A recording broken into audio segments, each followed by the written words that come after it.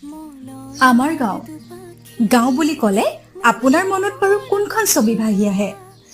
পথাৰ, নদী, খেৰৰ চালি দিয়া ঘৰটো, নঙলামুখৰ শেৱালিজোপা, হাতত ঘটি এটা লৈ ভঁৰালৰ তলৰ গোহালিত ঘূৰি দেৱে গাইজনীৰ গাখীৰ খিৰোৱাৰ দৃশ্য।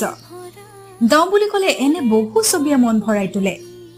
ঠিক তেনেকৈ আবেলি বেলা পশ্চিমৰ আকাশত ৰান্ধনী বেলিটিয়ে চৌদিশে ৰঙচুৱা আভা বিয়পোৱাৰ সময়ত দিনৰ দিনটো মহ চৰাই দদাইটিয়ে পথাৰেদি মহৰ জাকটো লৈ ঘৰলৈ অহাৰ দৃশ্যত এক বুজাব নোৱাৰা আবেগ আছে।